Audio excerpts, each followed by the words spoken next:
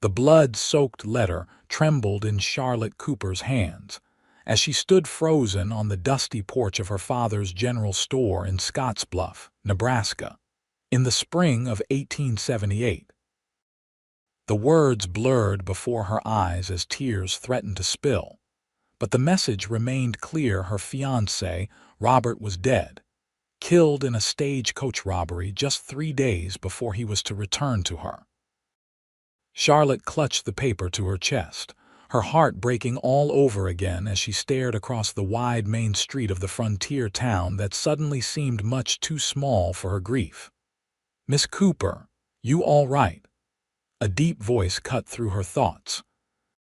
Charlotte quickly wiped at her eyes before turning to face Thomas O'Brien, the new ranch hand who'd ridden into town just 2 months prior. She didn't know much about him, except that he worked for the Patterson spread outside town and had a quiet way about him that made people trust him almost immediately. "I'm fine, Mr. O'Brien," she said, straightening her shoulders despite the crushing weight on her heart. "Just received some difficult news." Thomas removed his worn leather hat, revealing sun-bleached brown hair and concern in his eyes. At 28, he had the weathered look of someone who'd spent most of his life under the harsh western sky. "Anything I can help with?" Charlotte glanced down at the letter, its edges wrinkled from her tight grip. "No," she whispered. "Nothing anyone can do now." Thomas nodded, not pressing further. "Well, I came by for some supplies. Your father mentioned he got in those fence posts we ordered." "Yes, of course." Charlotte tucked the letter into her apron pocket and stepped back into the cool dimness of the store, grateful for something to distract her from the news that had just shattered her world. "Father's in the back. I can help you with your order."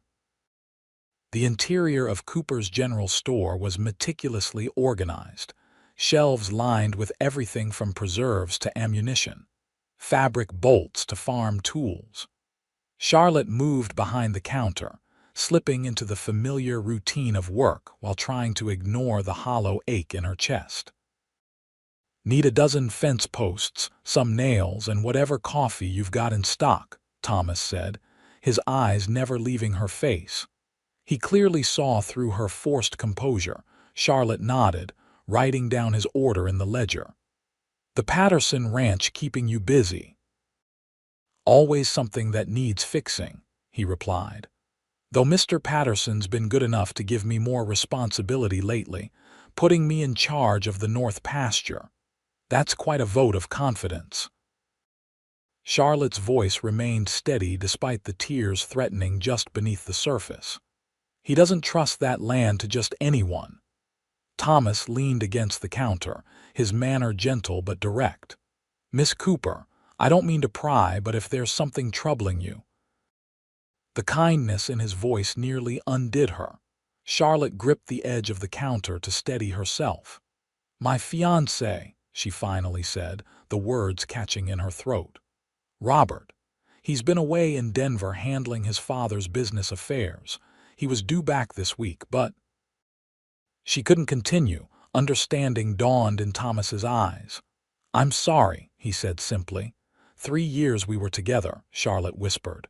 3 years of plans and promises." She straightened her back, pushing away the grief for just a moment longer.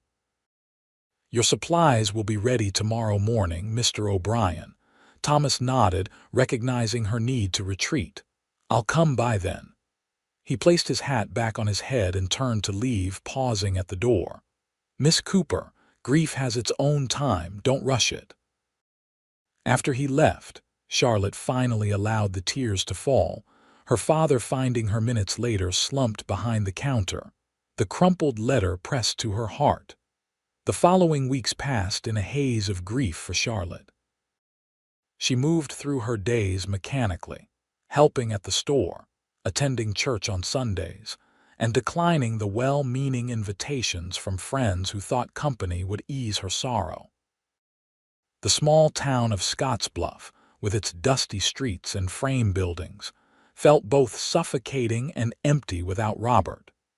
It was a month after receiving the news when Charlotte found herself standing before Robert's grave in the town cemetery, a simple wooden marker bearing his name.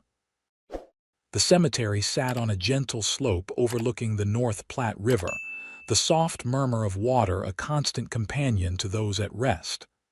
"I don't know how to do this," she whispered to the grave. "How to go on when all our dreams died with you." "Talking to them helps," came a voice behind her. Charlotte turned, startled to find Thomas O'Brien standing a respectful distance away, hat in hand and a small bunch of wildflowers in his grip. "Mr. O'Brien, I didn't hear you approach. Forgive the intrusion," he said. "I came to pay respects to my brother." He gestured toward a marker several rows away. 2 years ago, pneumonia took him quicker than anyone expected. Charlotte nodded, understanding now why he'd recognized her grief so easily that day in the store. "I'm sorry for your loss, and I for yours." Thomas stepped forward, offering the wildflowers. These were growing by the river, thought they might brighten his place a bit. The unexpected kindness touched her. Charlotte accepted the flowers and placed them carefully at the base of Robert's marker. "Thank you, that's very thoughtful. Mind if I walk you back to town? Sun's getting low." Charlotte glanced at the horizon, where the sun was indeed beginning to sink behind the distant bluffs that gave the town its name. "I would appreciate that." They walked in companionable silence for several minutes, the only sounds their footsteps and the occasional distant lowing of cattle. Thomas maintained a respectful distance, his hands clasped behind his back. "Does it ever get easier?" Charlotte finally asked, her voice barely above a whisper. Thomas considered the question carefully before answering. "Not easier exactly, different. The sharp edges of grief wear down some, you learn to carry it differently." "I keep thinking I see him," she admitted. "In a crowd or turning a corner, for a moment my heart leaps and then, I know." Thomas's voice held no pity, only understanding. "My brother Michael was like that, kept expecting to hear him come through the door whistling that awful tune he loved." A ghost of a smile touched Charlotte's lips. "Robert used to twirl his pocket watch chain when he was thinking. I find myself looking for that movement in a room." As they neared the edge of town, Thomas cleared his throat. "Miss Cooper, I hope you don't find this presumptuous, but the church social is this Saturday. Maybe being around folks might help, even just for an evening." Charlotte stiffened slightly. "I'm not sure I'm ready for that." "Of course," Thomas replied quickly. "Just thought I'd mention it. No pressure intended." They walked the remaining distance in silence until they reached the general store, where a lamp glowed in the window. Charlotte's father had likely lit it for her return. "Thank you for the escort, Mr. O'Brien." Thomas nodded, replacing his hat. "Miss Cooper." He hesitated, then added, "If you ever need someone to talk to who understands even a little what you're going through." "Well, I'm usually at the livery stables on Thursdays when I come to town." Charlotte watched him walk away, his tall figure silhouetted against the fading light. For the first time since receiving the terrible news, she felt something other than crushing grief, a small flicker of gratitude for simple human kindness. The summer progressed with painful slowness. Charlotte threw herself into work at the store, finding that physical exhaustion sometimes helped her sleep without dreams of Robert. Her father watched her with worry but gave her the space she needed, understanding that healing couldn't be rushed. One Thursday in July, when the heat lay heavy over Scottsbluff, Charlotte found herself walking toward the livery stables with a basket containing a fresh loaf of bread and some preserved peaches. She told herself it was simply gratitude for Thomas's kindness, nothing more. The stable was cool and dim after the bright sunlight, smelling of hay and horses. She found Thomas brushing down his chestnut gelding, his sleeves rolled up to reveal strong forearms browned by the sun. "Miss Cooper," he said, surprise evident in his voice when he noticed her. "Is everything all right?" "Yes," she said, suddenly feeling foolish. I baked today and thought you might enjoy some fresh bread and peaches." Thomas smiled, setting down the brush. "That's mighty kind of you." He gestured to a bench against the wall. "Would you care to sit?" "I was just about to take a break." Charlotte hesitated, then sat, arranging her skirts carefully. Thomas washed his hands in a bucket before joining her, maintaining a respectful distance.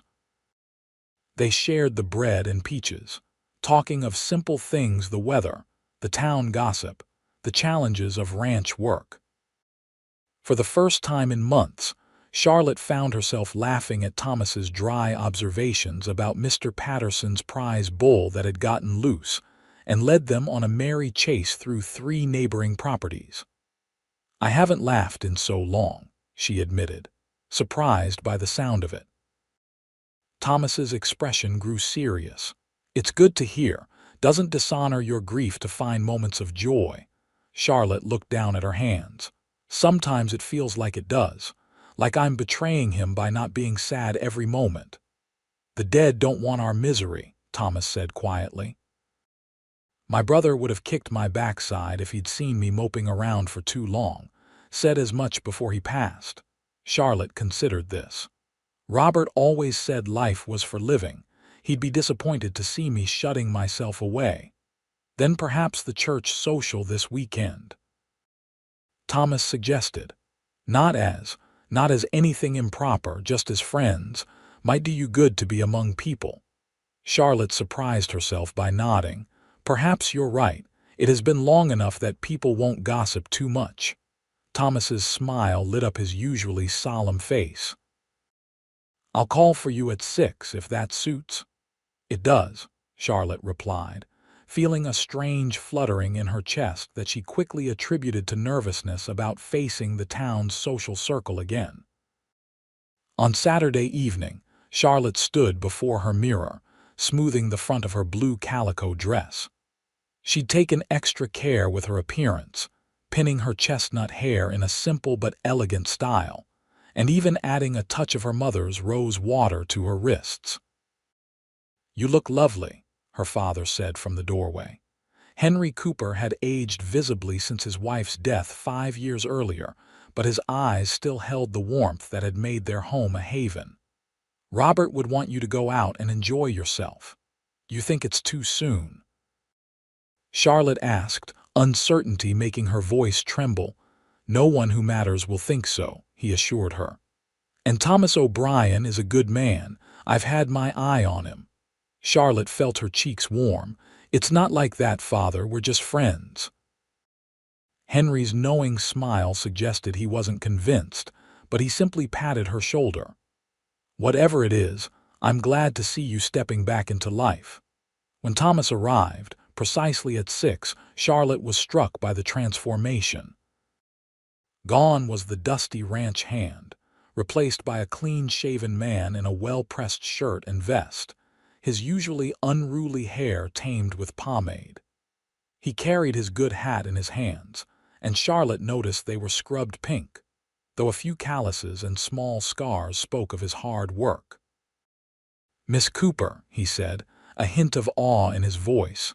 "You look beautiful." "Thank you, Mr. O'Brien. You clean up rather well yourself." The church social was held in the meeting hall, decorated with paper lanterns and wildflowers. Nearly everyone in town was there, from the banker's family to the blacksmith's children running between tables laden with food. Music came from a small group playing fiddle, harmonica, and banjo in the corner. Charlotte felt the stares and whispers as she entered with Thomas, but they were mostly kind, expressions of approval that she was finally emerging from her grief. Several women approached immediately, embracing her and expressing how good it was to see her out again. "Don't let them overwhelm you," Thomas murmured as he guided her toward the refreshment table. "Just say the word and we can step outside for air." The evening passed more pleasantly than Charlotte had expected. She danced twice, once with the elderly doctor who had delivered her as a baby, and once with Thomas, whose surprising grace made her momentarily forget her self-consciousness. They talked with neighbors, ate Mrs. Peterson's famous apple cake, and somehow, the weight of grief seemed a little lighter. As the evening drew to a close, Thomas suggested they walk the long way back to her home, along the river path where the air was cooler. The summer night was alive with the sounds of crickets and the occasional splash of fish in the water. "Thank you," Charlotte said as they walked. "I didn't realize how much I needed this. Sometimes it's hard to see what we need when we're in the middle of pain," Thomas replied. "I'm glad you enjoyed yourself." They reached a small wooden bridge that spanned a narrow part of the river, and Charlotte stopped to look at the moon's reflection on the water. "Robert proposed to me here," she said softly, "2 summers ago." Thomas remained silent, giving her space for the memory. "I thought I'd never be able to come here again without it destroying me," she continued. "But standing here now, I can remember the joy of that moment without feeling like I'm drowning in what might have been." "That's a kind of healing," Thomas observed. Charlotte turned to face him. "How did you know?" "That I needed to rejoin the world, even when I didn't know it myself." Thomas leaned against the bridge railing, his face thoughtful in the moonlight. "After Michael died, I rode away from everyone who knew us. Ended up in Wyoming, working cattle drives, sleeping under the stars and barely speaking to another soul for months. Thought I was handling my grief, but I was just running from it." He glanced at her. "One night, an old trail cook sat me down and said grief shared is grief halved. Said isolation just lets it grow until it swallows you whole." "Wise man," Charlotte murmured. "Ornery old cuss, but yes," Thomas said with a soft laugh. "When I saw you retreating the same way I had, I remembered his words." They walked the rest of the way in comfortable silence, and when they reached her door, Thomas removed his hat again. "Thank you for accompanying me tonight, Miss Cooper." "Charlotte," she said impulsively. "I think after everything you might call me Charlotte when we're not in company." A smile touched his eyes. "Then I'm Thomas to you." "Good night, Thomas." "Good night, Charlotte. Sleep well." As summer turned to autumn, Charlotte found herself looking forward to Thursdays when Thomas came to town. Sometimes they simply shared a meal or a walk. Other times they talked for hours about their pasts, their families, their dreams. Thomas told her of growing up on a small farm in Ohio, losing his parents to influenza when he was 17, and taking responsibility for his younger brother. Charlotte shared stories of her mother, of learning to keep the store's books from her father, and of the novels she secretly loved to read. By the Harvest Festival in October, most of the town had accepted their friendship, though Charlotte overheard whispers wondering when friendship might turn to courtship. The thought both frightened and intrigued her. Her heart still held Robert's memory, but she could not deny that Thomas had become important to her. The festival night was clear and cool, the town square decorated with corn husks and pumpkins. A bonfire blazed in the center, and tables groaned with the bounty of the season: roasted meats, fresh bread, pies of every description, and cider both sweet and hard. Charlotte wore her best dress, a russet-colored wool that complemented her hair and brought out the amber flecks in her brown eyes. Thomas met her at the edge of the square, dressed in a new shirt and carrying a small package. "Something for you," he said, handing her the brown paper parcel. Charlotte unwrapped it to find a small leather-bound book of poetry. "Emily Dickinson," she read, tracing the embossed cover. "How did you know I love poetry? You quoted her once when we were walking by the river, said something about hope being a thing with feathers." His smile was slightly shy. "I asked the bookseller in Omaha to order it special when I took cattle there last month." Charlotte was deeply touched by the thoughtfulness of the gift. Thank you, Thomas. I shall treasure it. They enjoyed the festival together, dancing more freely than they had at the church social, their movements becoming more attuned to each other with each song. During a break in the music, they wandered to the edge of the square where apple cider was being served from a large barrel. "Charlotte Cooper, is that you behind that smile?" called a teasing voice. Eliza Johnson, Charlotte's childhood friend, approached with her husband in tow. "I swear I haven't seen you looking this happy in months." Charlotte felt herself blush. "The festival is wonderful this year." The festival," Eliza said with a knowing look toward Thomas. "Nothing to do with your handsome escort, I'm sure." "Eliza," her husband warned gently. "Oh, hush, David. Charlotte knows I'm just teasing." Eliza squeezed Charlotte's hand. "I'm just glad to see you looking like yourself again." After they moved on, Thomas gave Charlotte a questioning look. "Does it bother you, people assuming there's more between us?" Charlotte considered the question carefully. "It used to. Now, I'm not sure." Something changed in Thomas's expression, a cautious hope lighting his eyes. "Charlotte," his words were cut off by a commotion near the bonfire. A group of cowboys from a neighboring ranch, clearly deep in their cups, had begun arguing loudly with some of the local men. Tensions had been high since a dispute over water rights earlier that summer. "Maybe we should head somewhere quieter," Thomas suggested, placing a protective hand on Charlotte's elbow. Before they could move away, the argument escalated. One of the drunken cowboys shoved a local farmer, sending him sprawling into a table of food. Within seconds, fists were flying and women were hurrying children away from the brawl. Thomas immediately stepped forward. "Charlotte, go to the general store and stay there. I'll come for you when this is settled." "Be careful," she urged, genuinely concerned. Thomas nodded and moved toward the fight, joining the sheriff and several other men in attempting to separate the combatants. Charlotte backed away as instructed, but remained close enough to observe. She watched as Thomas physically pulled one of the cowboys away, speaking firmly but calmly into the man's ear until he stopped struggling. It took nearly 20 minutes to restore order, by which time the sheriff had arrested 2 men and sent the rest of the cowboys packing. Thomas emerged from the chaos with a split lip but otherwise unharmed. He found Charlotte waiting on the porch of the general store. "Are you all right?" she asked, immediately noticing the blood on his mouth. "Just a stray elbow, nothing serious." He sat beside her on the bench, suddenly looking weary. "Not exactly how I planned for the evening to end." Charlotte pulled a handkerchief from her sleeve and gently dabbed at his lip. "Hold still," she murmured, her face close to his as she cleaned the small wound. Thomas remained motionless, his eyes fixed on hers. When she finished, neither moved away immediately, the air between them charged with unspoken feelings. "What were you going to say?" Charlotte whispered. Before the fight started, Thomas took a deep breath.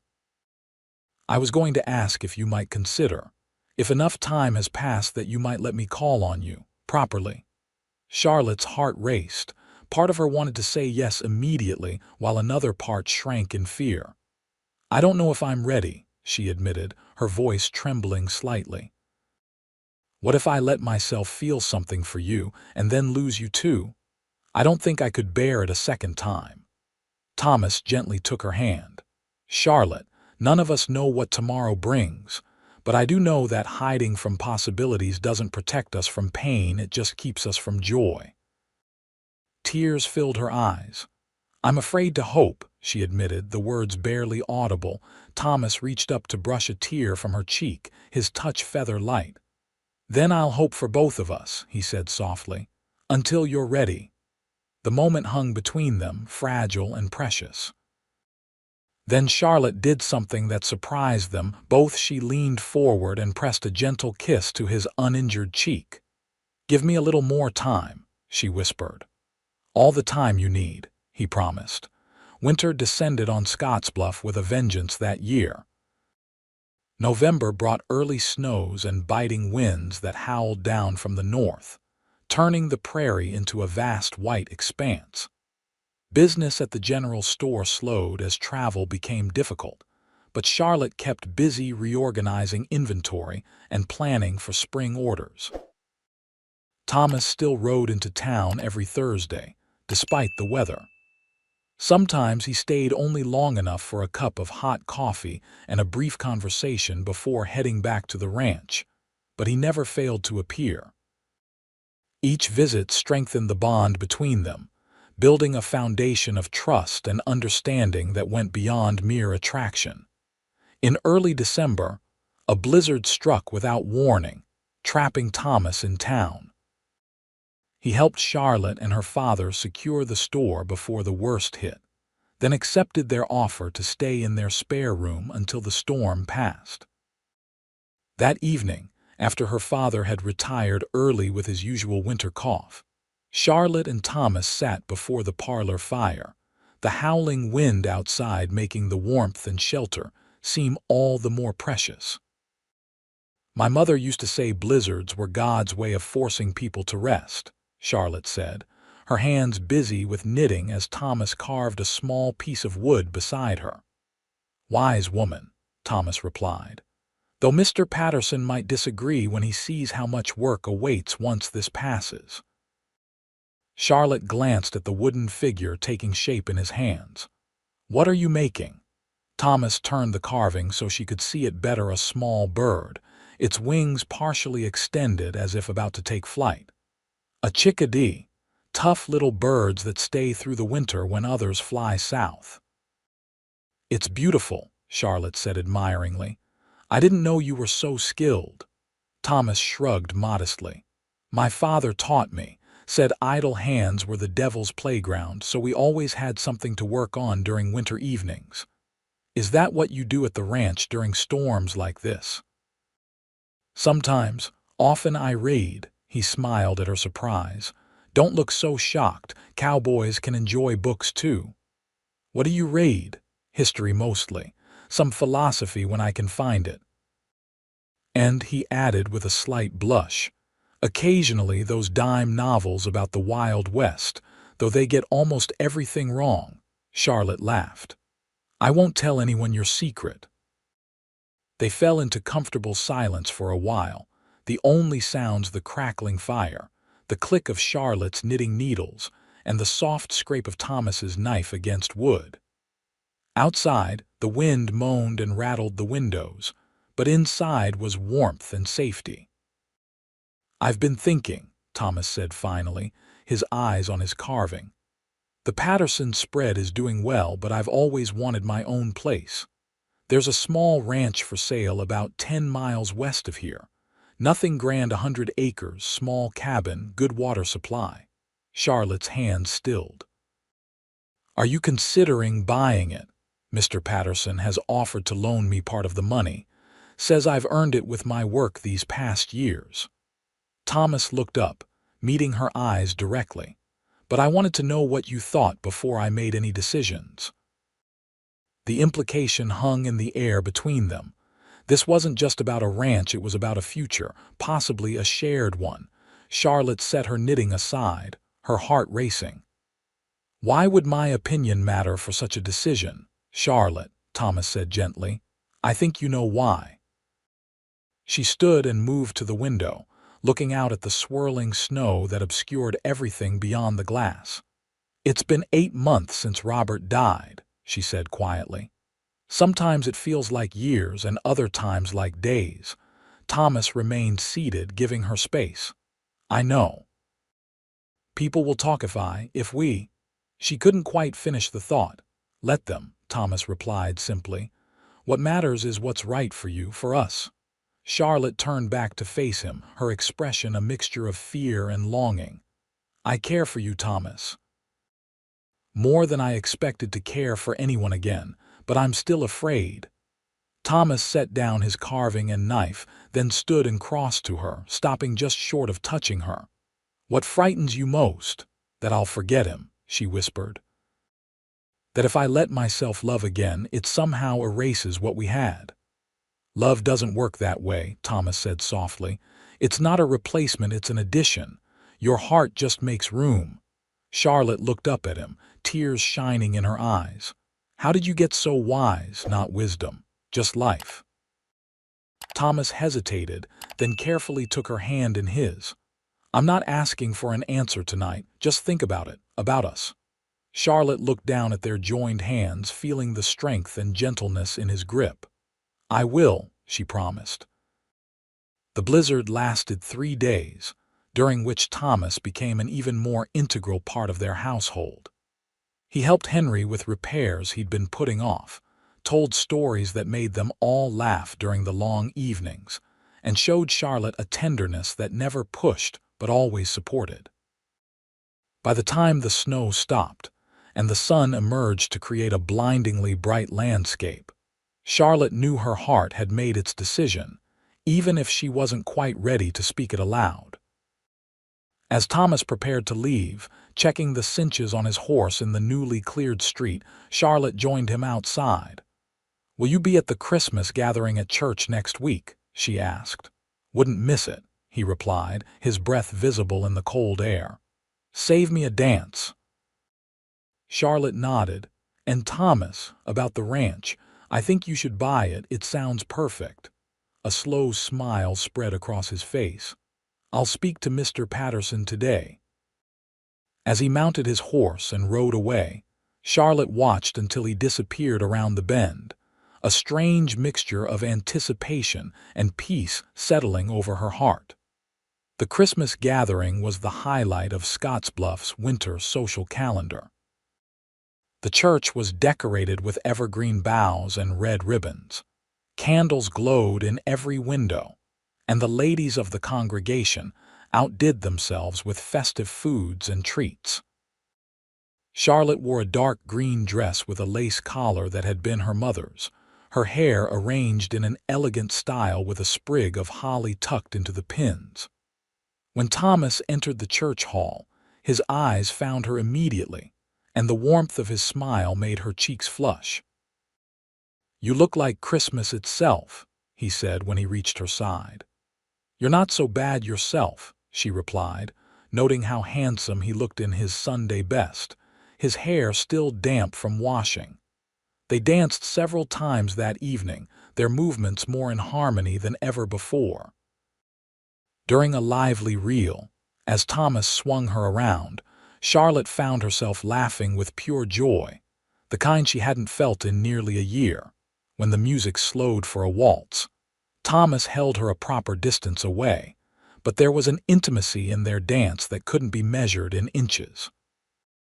They moved as if they'd been dancing together all their lives, and Charlotte was acutely aware of his hand at her waist, the subtle scent of soap and leather that clung to him, and the way his eyes never left her face. I spoke to your father earlier, Thomas said quietly as they turned around the floor.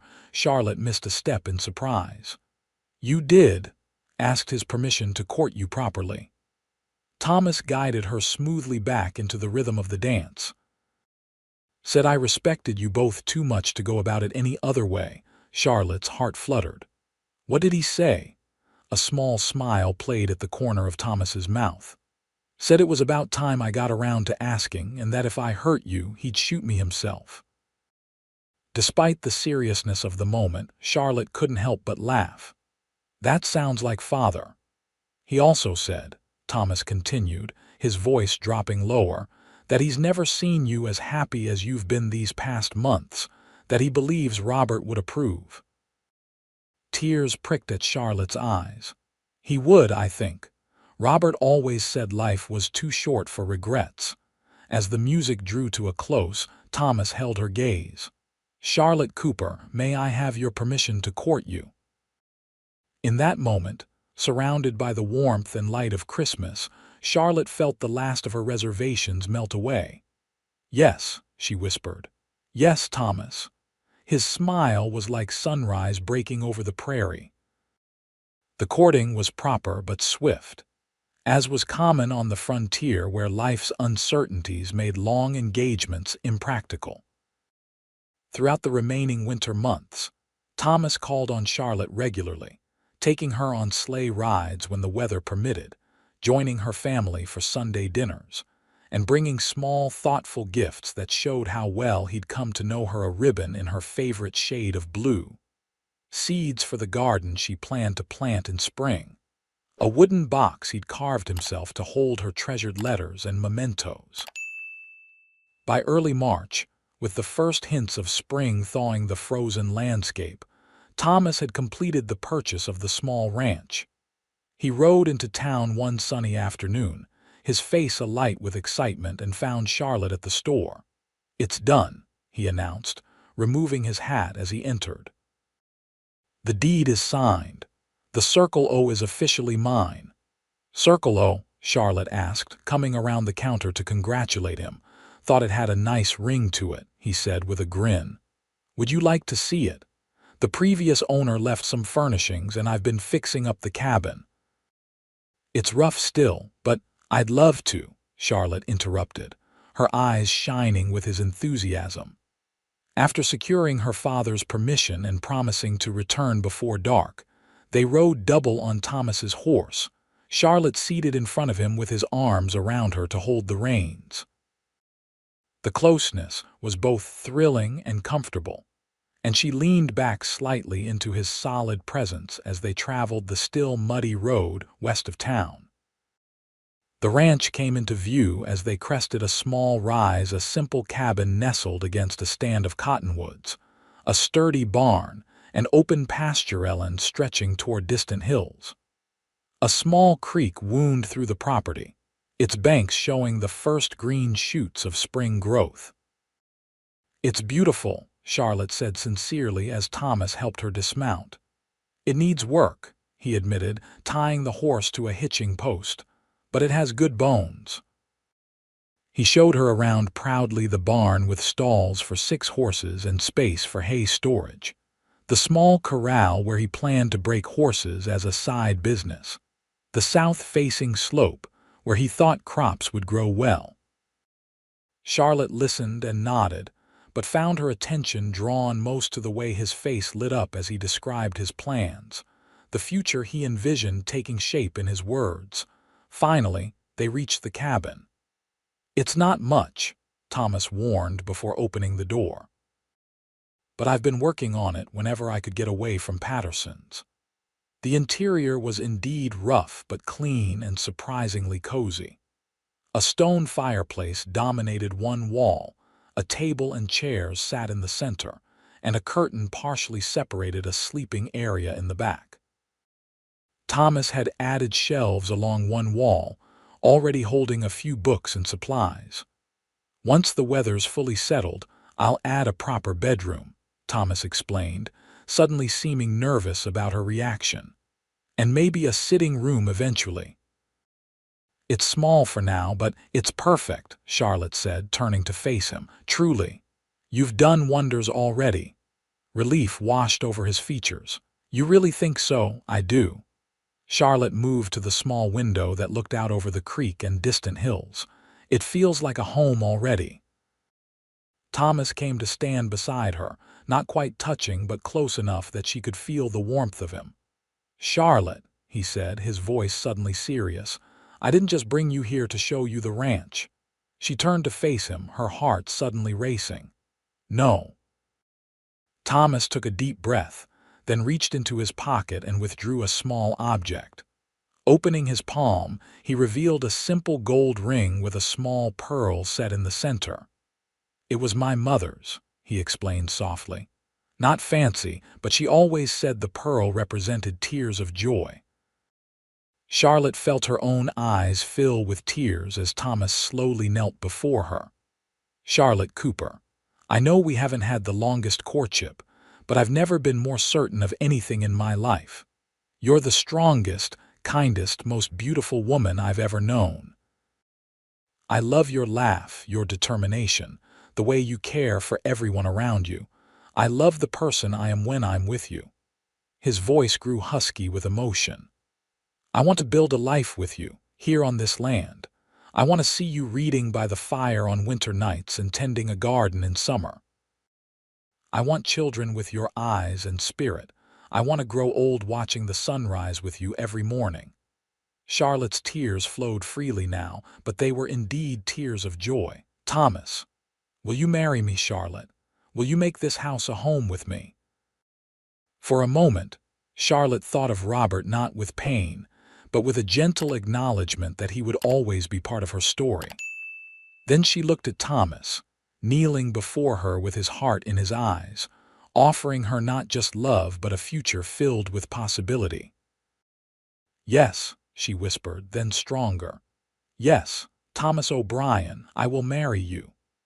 His face transformed with joy as he slid the ring onto her finger, then rose to gather her into his arms.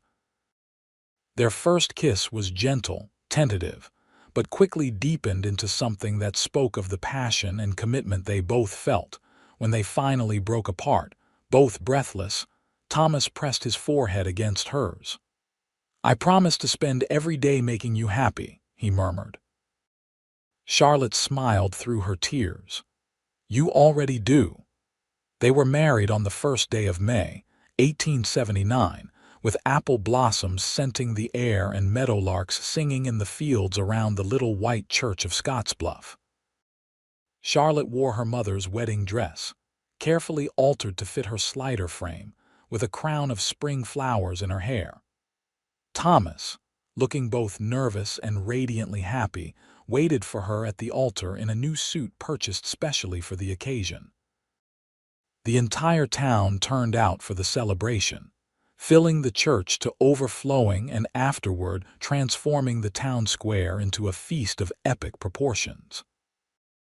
There was music and dancing until well after sunset, with Charlotte and Thomas at the center of it all, their joy infectious and beautiful to witness. As the festivities wound down and they prepared to depart for their new home, Henry Cooper embraced his daughter tightly. "Your mother would be so proud," he whispered, "and so happy to see you found love again." "I'll still help at the store," Charlotte promised, not wanting him to feel abandoned. Henry shook his head. "You focus on your new life. I've hired young Billy Jenkins to help out." He pressed something into her hand, a small portrait of her mother. "Take her with you. She should be in your new home too." Tears welled in Charlotte's eyes as she tucked the precious miniature into her reticule. "I love you, Father, and I you, my girl." He turned to Thomas, extending his hand. "Take care of each other." "With my life," Thomas vowed, shaking his new father-in-law's hand firmly. They rode to the ranch in a wagon decorated with ribbons and flowers by the town's children, arriving just as the stars began to appear in the darkening sky. Thomas insisted on carrying Charlotte across the threshold of the cabin, which he had transformed in the weeks since his proposal. Fresh paint brightened the walls, new curtains hung at the windows, and he had somehow acquired a proper bed with a colorful quilt that Mrs. Patterson had helped him select. A vase of wildflowers sat on the table, and the fire was already laid, needing only a match to spring to life. "Welcome home, Mrs. O'Brien," Thomas said, setting her gently on her feet. Charlotte's heart swelled with emotion as she looked around the small cabin that was now their home. "It's beautiful, Thomas. There's more I want to do," he said, lighting the fire and the oil lamps, "but we have time." "Yes," Charlotte agreed, moving into his embrace. "We have all the time in the world." That night, as they came together as husband and wife, Charlotte discovered new depths to the love she felt for Thomas. Their passion was tender at first, then building to something that left them both breathless and amazed. Afterward, lying in his arms with the moonlight streaming through the window, Charlotte felt a sense of completion she had never known was possible. "I love you," she whispered into the quiet darkness. Thomas's arms tightened around her. "And I love you, more than I have words to express." "Show me again," she suggested, her voice shy but determined. His low chuckle vibrated against her skin as he pulled her closer. For the rest of our lives. The first year of marriage brought both joys and challenges as they built their life together on the Circle O. Thomas worked from dawn to dusk, breaking horses for neighboring ranches, planting crops, and slowly increasing their own small herd of cattle. Charlotte learned the rhythms of ranch life, transforming the simple cabin into a true home, starting a vegetable garden, and even learning to help with the livestock when needed. In June, they added a proper bedroom to the cabin, working together to raise the walls and roof. By August, Charlotte's garden was producing more than they could eat, and she began preserving vegetables and fruits for the winter ahead. Thomas built shelves for her preserves, admiring the neat rows of colorful jars that represented their first harvest together.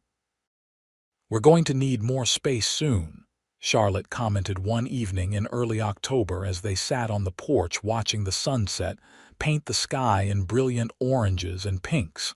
Thomas glanced at her, then followed her gaze to the cabin. "I was thinking we could add another room next spring."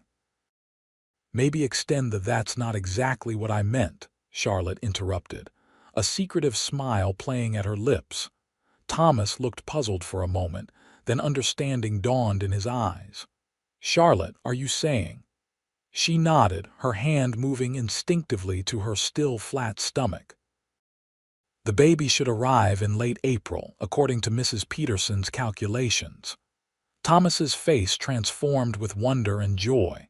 He knelt before her chair, placing his large, work-roughened hand gently over hers.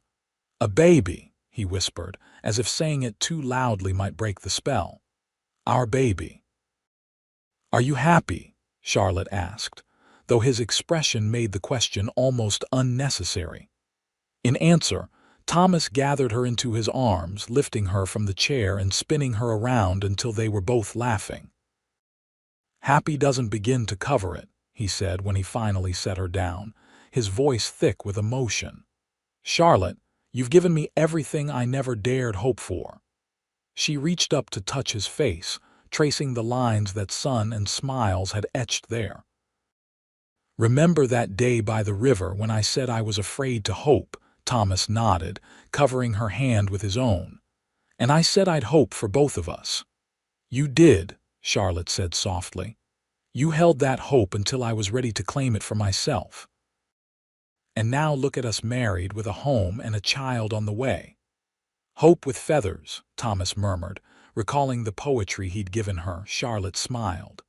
"It perches in the soul," she continued the verse, "and sings the tune without the words and never stops at all." That winter was harsh but beautiful. Heavy snows sometimes trapped them in the cabin for days, but they never lacked for warmth or company. Thomas read aloud in the evenings while Charlotte sewed tiny garments for the baby. They talked for hours about names, about their hopes for their child, about the kind of parents they wanted to be. As Charlotte's body changed, Thomas's devotion only grew. He marveled at the swelling curve of her belly, pressed his ear against it to listen for movement, and took over more of the household chores as her energy waned in the later months. On a perfect spring morning in late April, with meadowlarks singing outside the window and sunlight streaming across the bed, Charlotte gave birth to a healthy son after a difficult but ultimately successful labor. Mrs. Peterson, who had come to serve as midwife, cleaned and swaddled the infant before placing him in Charlotte's exhausted but radiant arms. "He's beautiful," Charlotte whispered, counting fingers and toes, marveling at the tiny perfection of their child. Thomas, who had paced anxiously throughout the long night, sat beside her on the bed, his face a study in awe and gratitude. "He's a miracle," he said, gently touching the downy hair on the baby's head, "just like his mother." They named him Henry Robert O'Brien Henry for Charlotte's father, and Robert to honor the man she had once loved and lost. Far from feeling jealous of this acknowledgement, Thomas had suggested the middle name himself, understanding that Robert would always be part of Charlotte's history. "He would be happy for you," Thomas had said. "For us." And Charlotte knew in her heart that it was true. As spring bloomed into summer and their son grew stronger each day, life on the Circle O settled into a new rhythm. Charlotte learned to balance motherhood with her other responsibilities, often carrying little Henry with her as she worked in the garden or prepared meals. Thomas would return from the fields to find them waiting, his wife's smile and his son's curious eyes becoming the center of his world. On Henry's 6-month birthday, Thomas surprised Charlotte by bringing home a rocking chair he had commissioned from the town's carpenter. Placed near the window with a view of the distant hills, it quickly became her favorite spot to nurse the baby and watch for Thomas's return at the end of each day. "I have something else for you," Thomas said that evening after Henry was asleep in the cradle Thomas had carved for him. He handed Charlotte a small package wrapped in brown paper. Inside was a leather-bound journal, its cover tooled with a simple design of prairie flowers. "For your thoughts," Thomas explained. "You mentioned once that your mother kept journals. Thought you might want to as well to remember these days." Charlotte was touched by his thoughtfulness. "It's perfect, thank you." That night she made her first entry. "Today our son is 6 months old. He has Thomas's smile and, I think, my stubborn chin. When he laughs, it sounds like all the joy in the world distilled into one perfect sound. Thomas gave me this journal to record our life together, and I am grateful, for these are days I never want to forget." Sometimes when I watch Thomas with Henry, I remember how close I came to missing this life, how grief nearly convinced me that love was too dangerous to risk again. I think of that day by the river when I admitted I was afraid to hope, and Thomas promised to hope for both of us. He kept that promise, holding space for my heart to heal, for hope to return. Tonight, as I sit in the rocking chair he gave me, watching him sleep with our son nestled against his chest, I am filled with a gratitude too deep for words. Hope did not just return, it multiplied. It became this home, this family, this love that grows stronger with each passing day. I am no longer afraid to hope. I embrace it fully with all its beautiful possibilities. As the years passed, the Circle O grew and prospered along with the O'Brien family. Thomas added more land to their holdings, built a larger house as their family expanded, and established himself as one of the most respected horse trainers in the territory. Charlotte's garden became famous throughout the county, and she began selling preserves and baked goods in her father's store, which they eventually took over when Henry Cooper retired. In 1881, they welcomed a daughter, Elizabeth Grace, whose fiery spirit and quick mind kept them constantly on their toes. 2 years later, another son joined the family, James Thomas, a quiet, thoughtful child who seemed to absorb the world around him with careful consideration. Through it all, the joys and sorrows, the droughts and abundant harvests, the everyday triumphs and challenges of building a life together, Charlotte and Thomas remained each other's steadfast support.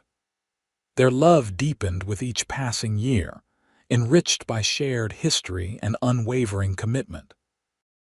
On their 10th wedding anniversary, Thomas took Charlotte back to the little bridge where she had first kissed his cheek, where she had begun to let hope back into her heart. "You remember what you said to me here?" he asked, taking her hands in his as they stood in the moonlight. Charlotte smiled, the years having added character to her beauty but diminished none of it. "I said I was afraid to hope, and I said I'd hope for both of us." Thomas brought her hands to his lips, kissing them gently. "But the truth is, Charlotte, you taught me more about hope than I ever knew before. Watching you rebuild your life after such loss, seeing your courage and opening your heart again, you've been my inspiration every day since." Tears glistened in Charlotte's eyes. "We built that hope together, Thomas." And look what it's become: 3 beautiful children, a home filled with love, a life better than anything I could have imagined. Thomas drew her close, his arms as strong and sure around her as they had been a decade before. And we're just getting started, Mrs. O'Brien, just getting started. As they walked home hand in hand under the vast Nebraska sky, Charlotte reflected on the journey that had brought them here, from grief to friendship, from cautious hope to enduring love. The path hadn't always been smooth, but every step had led them exactly where they were meant to be. That night, after the children were asleep, Charlotte added another entry to the journal Thomas had given her years before. 10 years married today. A decade of building, growing, loving. Sometimes I look at Thomas across the breakfast table, gray now appearing at his temples, laugh lines deepening around his eyes, and I fall in love all over again. Not with the memory of the young cowboy who once promised to hope for both of us, but with the man he has become: the father who teaches our children about kindness and courage, the husband who still looks at me as if I am the greatest treasure he has ever found. I think about the woman I was before, broken by grief, afraid to believe in happiness again, and I barely recognize her. Life has taught me that hearts are not finite in their capacity to love, that joy and sorrow can exist side by side without diminishing each other. That hope, once embraced, becomes not just a feeling but a choice we make every day. Tonight, standing on that bridge where our journey truly began, I realize that Thomas and I have become hope for each other. When one falters, the other lifts. When one doubts, the other believes. Together, we have built something strong enough to weather any storm. And in our children's eyes, I see that hope extending into a future beyond what we can imagine, a legacy of love that will continue long after we are gone. I am no longer afraid. I hope. I love. I live fully and completely in this beautiful life we've created together. In 1899, as the century drew to a close, Charlotte and Thomas O'Brien celebrated their 20th wedding anniversary, surrounded by family and friends on the prosperous ranch that had grown from humble beginnings. Their eldest son, Henry, was now a young man of 19, studying law in Omaha but home for the celebration. Elizabeth, at 18, was engaged to the son of a neighboring rancher, her wedding planned for the following spring. 16-year-old James already showed his father's gift with horses and his mother's quiet determination. The Circle O had expanded to over 500 acres, with a beautiful 2-story home that stood as testament to their years of hard work. The original cabin remained on the property, carefully preserved and sometimes used as a guest house, a reminder of where their shared life had begun. As twilight fell on the anniversary celebration, Thomas found Charlotte standing alone on the porch, looking out over the land they had nurtured together. "Penny for your thoughts, Mrs. O'Brien," he said, slipping his arm around her waist. Charlotte leaned into him, their bodies fitting together with the comfortable familiarity of 2 decades shared. "I was just thinking about how far we've come, about all the hopes that have been fulfilled and all the ones still waiting." Thomas kissed her temple, his love for her as strong as ever. "Any regrets?" Charlotte turned in his arms to face him, her eyes reflecting the last light of day. "Not one," she said with absolute certainty. "Every moment, even the difficult ones, has been part of building this life with you." How could I regret any of it? From inside the house came the sounds of their family and friends' laughter, music, the joyful noise of a home filled with love. Thomas took Charlotte's hand, his fingers intertwining with hers in a gesture as familiar as breathing.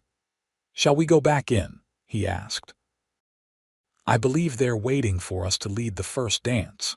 Charlotte smiled up at the man who had taught her to hope again, who had built a life with her beyond anything she could have imagined in those dark days of grief. "Lead on, my love," she said. I'll follow wherever you go." And together, they walked back into the warm light of their home, their hearts still hoping, still dreaming, still loving for each other, for both of us, for all the beautiful possibilities that lay ahead.